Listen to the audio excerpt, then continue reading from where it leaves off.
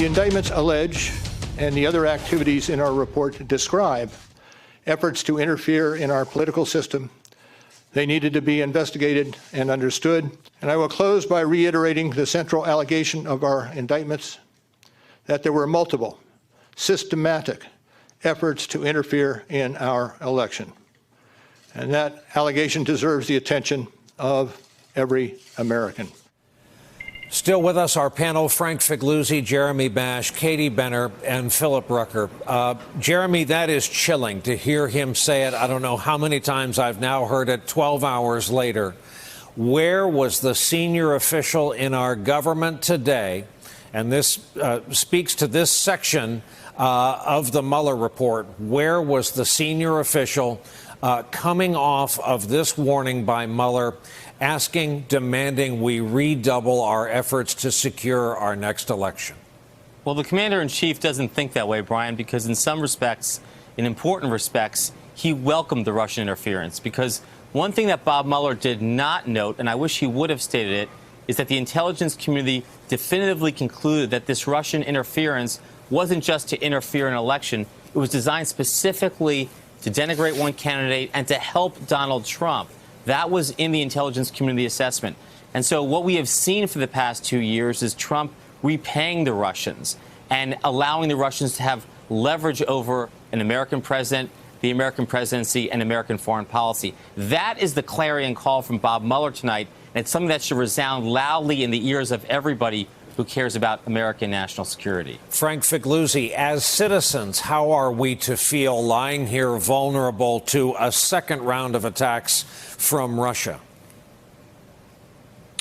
Well, vulnerable is a good word to use. I think that what Americans need to be doing, and I've said this before, is just demanding answers from their elected representatives and state, county, local officials, registrar of voters. Demand answers as to what they're doing to secure the elections. But on a much larger scale, understand this. If we were living in some kind of normal government administration, tomorrow there would be a press conference with the president, the attorney general, and the heads of the intelligence agencies announcing their plan to protect and secure the 2020 elections. We're not going to get that. And as Jeremy alluded to, there's reasons why we're not going to get that. One of those could be that the president simply wants this to happen again, wants to leave open the possibility that other nations could continue to assist him. The other thing is, if it happens again, and it will if we don't defend against it, the president wants plausible deniability. If he comes out and says, I'm building a program to stop it, and then it doesn't work, he could say, it's all my fault, and he doesn't want that either. So we're stuck in this period of time where essentially a green light has been given to our adversaries to mess with our next election. Katie, Frank's right. Of course, in normal times, we would have, in effect, a Marshall Plan already announced, up and running, that wouldn't wait for tomorrow. Absent that, Katie, the talk from Mueller about the Russia attack surely seems to speak to the origins of the Mueller investigation. That investigation of the investigators at DOJ, is it truly up and running, and is it truly a valid effort?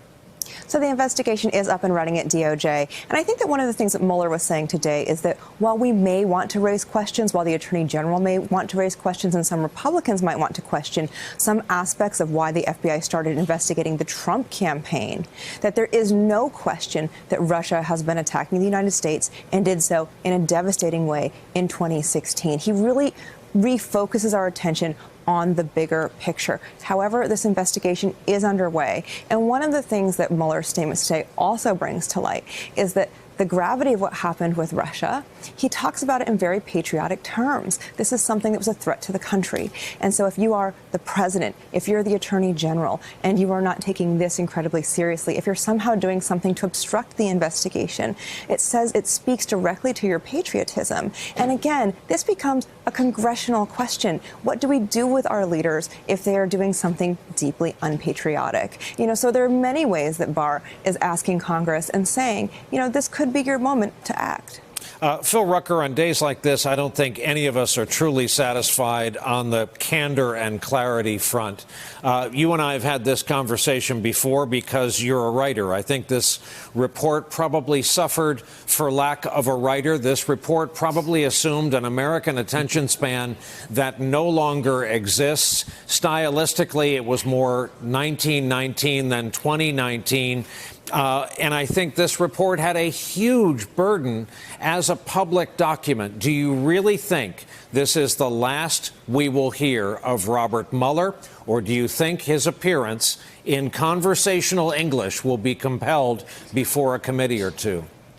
That's a good question, Brian, about the conversational English, because we've still not heard that from Robert Mueller. He was so careful in what he said today, so efficient with his words to hew closely to the written word in the report that he didn't delve into the kind of detail and color and expository language that I think a lot of Democrats on Capitol Hill are eager to hear from him. I don't think this is going to be the end of the requests from the Democrats. In fact, Chairman Nadler said today, the chairman of the House Judiciary Committee, Democrat, said today that they would exhaust every option. Every option is on the table, and they're going to be looking into the president's lies and crimes and other misdemeanors.